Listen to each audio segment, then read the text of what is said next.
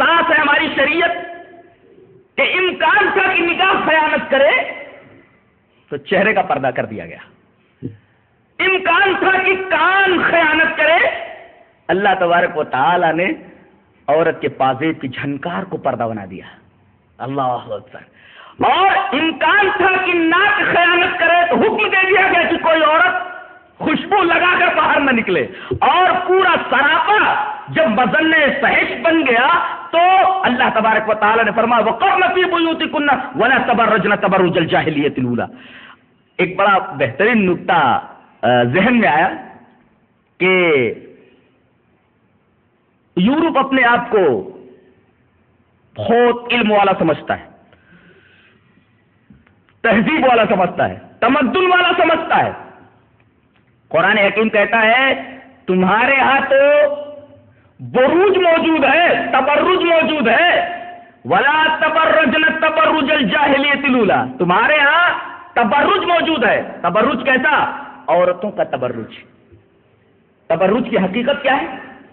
پورا سج دھج کر کے، لپسٹک لگا کر کے، غازہ پوت کر کے، بالوں کو ایک خاص اسٹائل دے کر کے، ایک خاص لباس پہن کر کے، وہ لباس بھی کیسا، نہ پتہ چلتا ہے کہ یہ لڑکی ہے نہ پتہ چلتا ہے کہ یہ لڑکا ہے۔ جسم کے جو کنٹورز ہیں، جسم کے جو نشیب و فراز ہیں، یہ بالکل ظاہر ہو جاتے ہیں۔ اسی کو تبرج کہتے ہیں۔ بروج کا مطلب ابھرا ہوا۔ قلعے کے اوپر جو برجیاں ہوتی تھی وہ بالکل ظاہر ہوتی تھی۔ اسی لفظ کو قرآن حکیم نے استعمال کیا ہے کہ تمہاری پوری کی پوری بے حیائی ظاہر ہو چکی ہے، ہر ایک آدمی اپنی نگاہیں تم سے سینک سکتا ہے۔ یہ بے حیائی یہ علم نہیں ہے، یہ بہت بڑا جہل ہے، اور تم عالم نہیں، تمہارا دور عالمانہ دور نہیں بلکہ جاہلیت کا دور ہے۔ قرآن حکیم نے اسے ترقی اور روشنی کا دور نہیں کہا بلکہ جاہلی دور فرمایا ہے۔ وَلَا تَبَرَّجْنَ تَبَرُّجَ الْجَاهِلِيَّةِ الْأُولَىٰ۔ اگر کسی معاشرے کے اندر، کسی سوسائٹی کے اندر، کسی ملک کے اندر فحاشی پھیل جائے، عریانیت پھیل جائے، بے پردگی پھیل جائے، بے حجابی پھیل جائے، بے حیائی پھیل جائے، تو ایسے معاشرے کو قرآن حکیم کہتا ہے یہ جانوروں کا، یہ جو ہے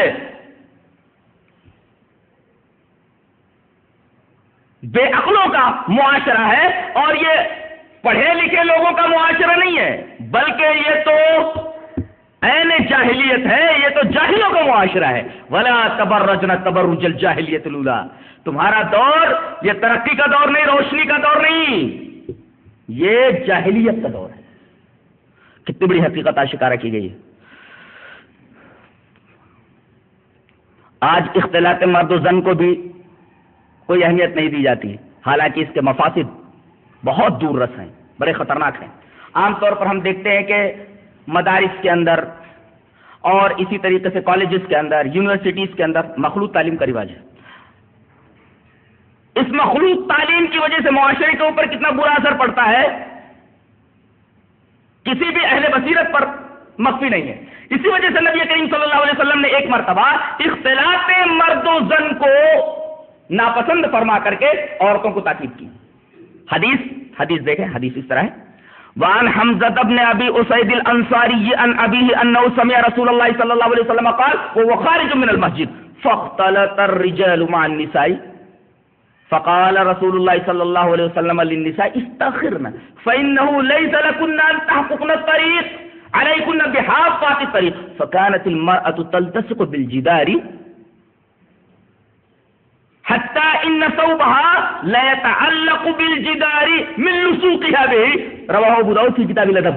حضرت امام ابی داؤد اس حدیث پاک کو کتاب الادب میں لائے ہیں۔ حضرت حمزہ ابن اسید انصاری اپنے باپ سے روایت کرتے ہیں، وہ کہتے ہیں کہ انہوں نے جناب محمد رسول اللہ صلی اللہ علیہ وسلم کو یہ فرماتے سنا، کب؟ جب آپ مسجد سے نکل رہے تھے۔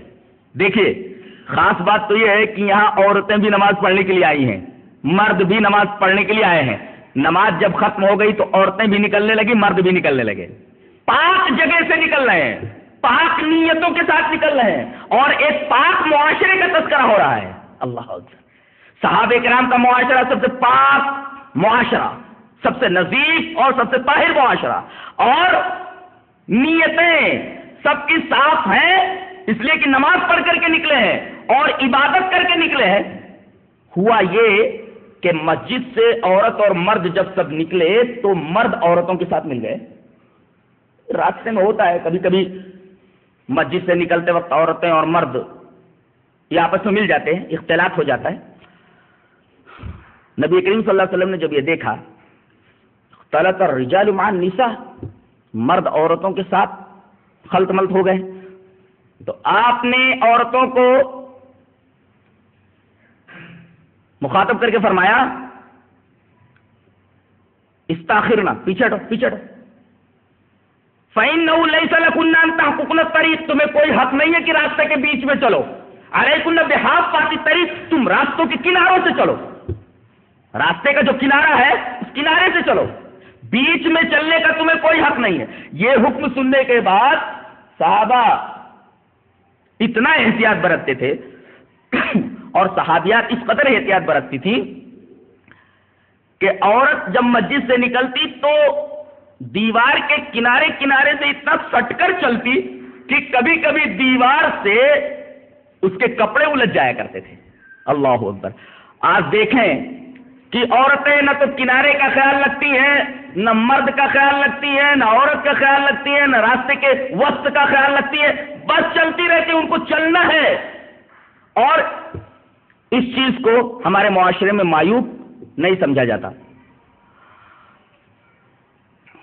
ضرورت اس بات کی ہے کہ بے حیائی کو ختم کرنے کے لیے, بے حجابی کو ختم کرنے کے لیے حجاب کو صحیح طریقے سے نافذ کریں. مسلم معاشرہ تو یہ بولتا ہے کہ ہمارے ہاں حجاب ہے, ہمارے ہاں پردہ ہے, لیکن حقیقت یہ ہے کہ وہاں پردہ موجود نہیں. پردے کے اوپر پردے کے جو مخالفین ہیں تین اعتراضات کرتے ہیں. پہلا اعتراض تو یہ کرتے ہیں کہ گھر میں بیٹھے بیٹھے, گھر میں رہتے رہتے عورت کی طبیعت خراب ہو جاتی ہے, تو یہ پردہ خرابی صحت کا باعث ہے. کیا یہ اعتراض صحیح ہے کہ عورتیں جو گھروں میں رہتی ہیں ان کی طبیعتیں ان عورتوں کے مقابلے میں خراب ہوتی ہیں جو باہر آفسوں کے اندر جاتی ہیں اور ادھر ادھر بھٹکتی رہتی ہیں؟ ایسا نہیں ہے. عرب ماحول جا کر کے دیکھیں آپ, انتہائی صحت مند عورتیں آپ پائیں گے, جبکہ وہاں پردے کا خاص رواج ہے. تو یہ کیسے کہا جا سکتا ہے کہ پردہ خرابی صحت کا سبب ہے, خرابی صحت کا باعث ہے؟ اور یہ اعتراض تو اس وقت ہوگا جب عورت سے کہہ دیا جائے کہ تو قیدی کی طرح گھر ہی میں رہ, تجھے باہر نکلنا ہی نہیں ہے. لیکن ایسا تو نہیں ہے, بلکہ اللہ تبارک و تعالیٰ نے جہاں ایک طرف یہ حکم دیا کہ وقرن فی بیوتکن, تم گھروں میں قرار پکڑو, یہ بھی فرمایا ولا تبرجن تبرج الجاہلیۃ الاولی, جب باہر نکلو تو جاہلیت کی عورتوں کی طرح سج دھج کر کے نہ نکلو. ضرورت کے تحت باہر نکلنے کی بھی اجازت دی گئی ہے, بلا وجہ باہر نکلنے کی ممانعت ہے. تو وہ قیدی کی طرح تھوڑی ہے, قیدی تو وہ ہوتا ہے کہ اس کو قید سے نکلنے کی اجازت نہیں ہوتی. یہاں تو وہ جب چاہے, جب بھی ضرورت ہو باہر نکل سکتی ہے. اس سے صحت کے اوپر کیا برا اثر پڑ سکتا ہے, یہ ہماری سمجھ میں کم سے کم نہیں آ رہا ہے. دوسرا اعتراض یہ ہوتا ہے کہ پردہ در حقیقت لڑکیوں کی تعلیم میں بہت بڑی رکاوٹ بنتا ہے. تو پہلا جواب اس کا یہ ہے کہ لڑکیوں کو بہت زیادہ علم دینا, بہت زیادہ تعلیم دینا اور ان کے لیے کثرت معلومات کے قابل مدح نہیں ہے, قابل تعریف نہیں ہے, اس لیے کہ اللہ تبارک و تعالی یہ چاہتا ہے کہ عورتیں بھولی بھالی رہیں. اسی وجہ سے سورہ نور کے اندر ان کی ایک صفت آئی الغافلات, بھولی بھالی عورتیں, بھولی والی عورتیں. تو عورتوں کے لیے کثرت معلومات یہ قابل مد نہیں ہے. اللہ تبارک و تعالی یہ نہیں چاہتا کہ عورتیں امور خانہ داری چھوڑ کر کے, ان کا جو وظیفہ ہے وہ چھوڑ کر کے, ان کا جو دائرہ کار ہے وہ چھوڑ کر کے دوسرے دائرہ کار میں آ جائیں, وہ انجینئر بنے, وہ ڈاکٹر بنے, یہ کریں اور وہ کریں. اس کا حکم نہیں دیتا.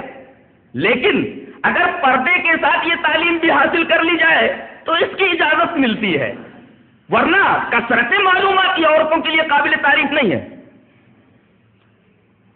لہذا یہ ضروری نہیں کہ انہیں انجینئر بنایا جائے، یہ ضروری نہیں کہ انہیں بہت بڑا ڈاکٹر بنایا جائے۔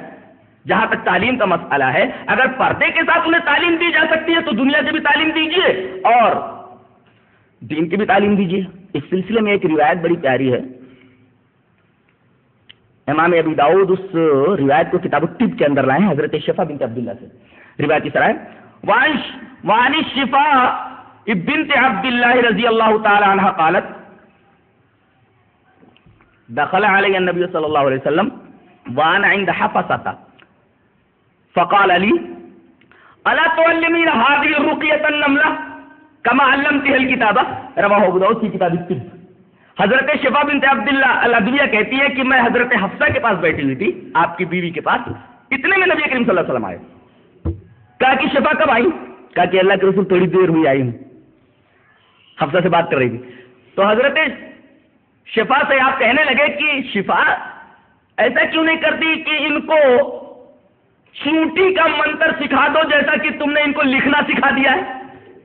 حفصہ کو لکھنا نہیں آتا تھا، تم نے ان کو لکھنا سکھا دیا، تو اب چیونٹی کا رقیہ بھی سکھا دو، چیونٹی کا منتر بھی سکھا دو۔ یہ چیونٹی کا منتر کیا ہوتا ہے؟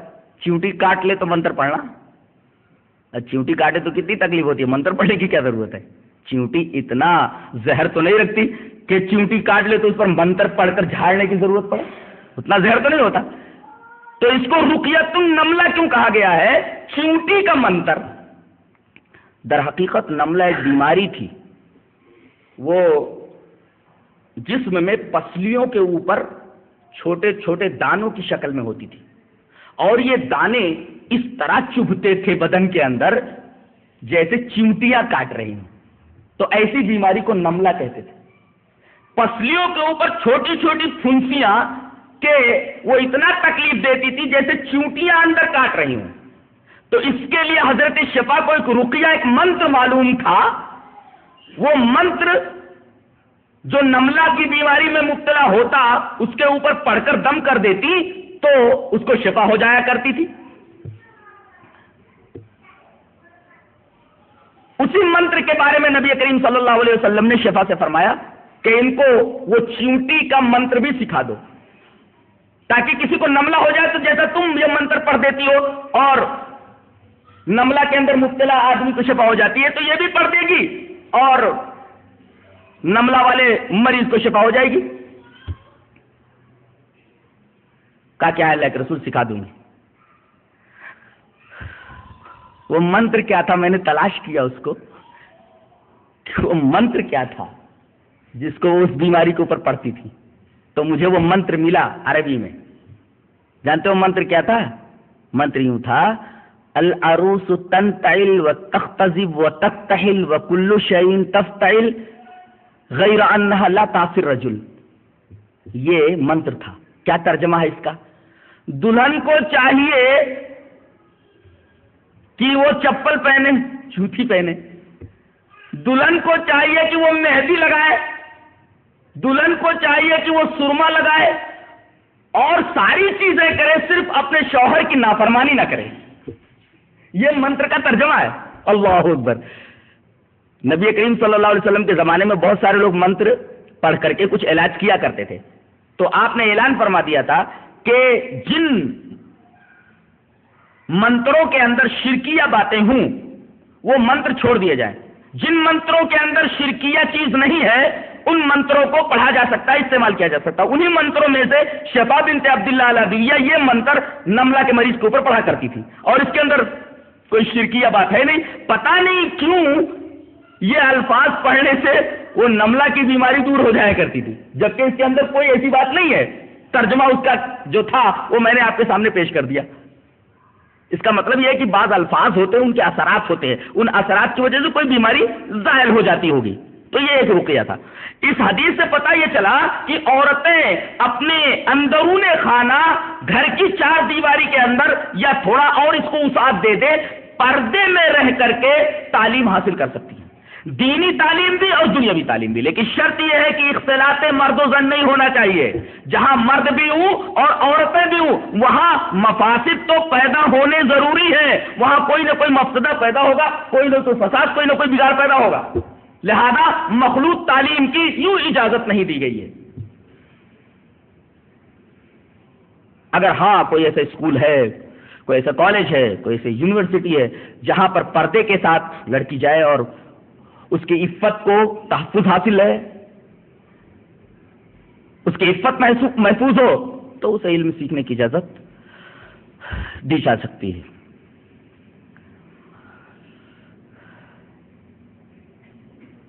بقیہ جو لوگ مکمل بے حجابی کے قائل ہیں عورتوں کے، ان کا موقف بھی صحیح نہیں ہے، اور جو لوگ یہ کہتے ہیں کہ پردے سے یہ 3 چیزیں مستثنا ہیں، عورت کا ہاتھ، چہرہ اور پیر، ان کا بھی موقف صحیح نہیں ہے۔ اور مجھے حیرت اس بات پر ہوئی کہ وحید الدہر فقیہ العصر علامہ البانی بھی اس کے قائل ہے کہ عورتیں جو ہے وہ چہرے کا پردہ نہ کریں تو چلے گا، اسی طریقے سے ہاتھ کا پردہ نہ کرے تو چل سکتا ہے، اسی طریقے سے پیر کا پردہ بھی نہیں ہے۔ انہوں نے یہ 3 چیزیں پردے سے خارج قرار دی ہیں، اور باقاعدہ ان کی ایک کتاب ہے حجاب المرأۃ المسلمہ، جس کے اندر انہوں نے یہی بات ثابت کرنے کی کوشش کی ہے۔ لیکن میں نے عام علماء حق کو دیکھا کہ انہوں نے اس کے اوپر تعاقب کیا ہے اور انہوں نے یہ ثابت کیا ہے، اور میرا خیال ہے کہ وہی حق کے اوپر ہیں کہ زینت اور جمال کا حقیقی محل یہی 3 چیزیں ہیں۔ اگر ان 3 چیزوں کو اجنبیوں کے سامنے ظاہر کرنے کی اجازت دے دی جائے تو پھر پردے کا کوئی مفہوم نہیں رہ جاتا، پردے کا کوئی مطلب ہی نہیں رہ جاتا۔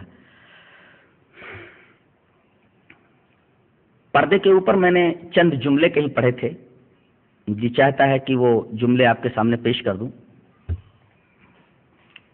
در حقیقت وہ جملے ایک اعتراض کے جواب میں ہیں۔ اعتراض یہ ہے کہ جس چیز سے آدمی کو روکا جاتا ہے، آدمی کی فطرت یہ ہے کہ اس کی طرف رغبت زیادہ رکھتا ہے۔ جیسے کوئی عورت نقاب پہن کر کے نکلی، کوشش یہ رہتی ہے، اس کی رغبت یہ رہتی ہے ارے نقاب کے پیچھے کون سا چہرہ ہوگا، یہ رغبت بڑھتی ہے۔ کسی چیز سے اگر اس کو روکا جائے تو جس چیز سے اس کو روکا گیا ہے اس چیز کی طرف اس کی رغبت بہت زیادہ ہو جاتی ہے۔ اسی وجہ سے بے پردگی کے موافقین یہ کہتے ہیں کہ عورت کو بے حجاب چھوڑ دیا جائے، تاکہ لوگ دیکھتے دیکھتے تنگ آ جائیں گے، بیزار ہو جائیں گے، پھر وہ جو رغبت رہے گی وہ رغبت ختم ہو جائے گی۔ بتائیے اس اعتراض کے اندر کوئی دم ہے؟ اگر ایسا ہے تو اقتصادی ماہرین سے یہ کہہ دیجئے کہ وہ سیٹھوں سے یہ کہیں، بڑے بڑے لوگوں سے یہ کہیں کہ تمہارے گھروں میں، تمہاری تجوریوں کے اندر جو نوٹ جمع ہے، چور لوگ اس چھپی ہوئی چیز کے اندر بڑی رغبت رکھتے ہیں، تو ایسا ہے کہ تجوری سڑک کے اوپر لا کر کے رکھ دو۔ پتہ یہ چلا کہ اس اعتراض کے اندر کوئی دم نہیں ہے۔ اسی طرح وہ جملے جو ہیں یہ ہیں کہ پاؤ بھر گوشت لے کر کے اگر تم اپنے گھر کی طرف آنے لگتے ہو تو پاؤ بھر گوشت کو ڈھک کر کے لاتے ہو کہ کہیں چیل اچک نہ لے جائے، اور اسی طریقے سے 100 کا نوٹ اگر آپ کے پاس ہے تو اسے شرٹ کے اندرونی جیب کے اندر رکھتے ہیں کہ کہیں جیب کترا ہاتھ کی صفائی نہ دکھا دے، اور اسی طریقے سے روٹی کا معمولی ایک ٹکڑا، ایک روٹی بڑی حفاظت کے ساتھ ڈھک کر کے رکھتے ہیں کہ کہیں چوہا اس روٹی کو کھینچ نہ لے جائے۔ بتائیے کیا عورت ایک روٹی سے بھی، 100 کے نوٹ سے بھی اور پاؤ بھر گوشت سے بھی گئی گزری ہے کہ اس کو چھپانے کی قطعاً کوئی ضرورت نہیں ہے؟ اللہ اکبر! جبکہ روٹی نہ تو بھاگ سکتی ہے، گوشت نہ تو بھاگ سکتا ہے، پیسہ نہ تو بھاگ سکتا ہے، لیکن عورتوں کے اوپر یہ نفسیاتی اثر ہے، وہ کسی کے بعد بھاگ سکتی ہیں۔ جب نہ بھاگنے والی چیزوں کو آپ ڈھکتے ہیں، اس کی حفاظت کرتے ہیں، تو جو چیز نفسیاتی اثر سے متاثر ہو کر کے بھاگنے پر آمادہ ہو سکتی ہے، اس کی حفاظت تو آپ کے لیے اور اس کو حجام میں کرنا تو آپ کے لیے انتہائی لابدی، انتہائی ضروری اور انتہائی ناگزیر ہے۔ اللہ تبارک و تعالی ہمیں اچھی سمجھ اور اچھے عمل کی توفیق عطا فرمائے۔ وآخر دعوانا ان الحمدللہ رب العالمین۔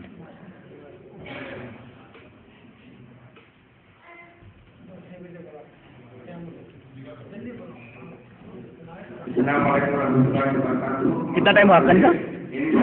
1 گھنٹہ ہو گیا؟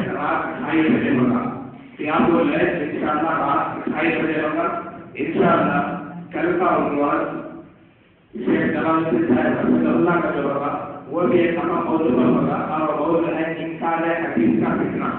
یعنی انکار دین کے بہت سارے مسئلے موجود ہیں انشاءاللہ اور کیا نہیں ان کی پوری تفصیل کا نماز تراویح فجر سے پہلے ہم سنیں گے انشاءاللہ اور قیام اللیل بھی 2:30 بجے ہوگا انشاءاللہ.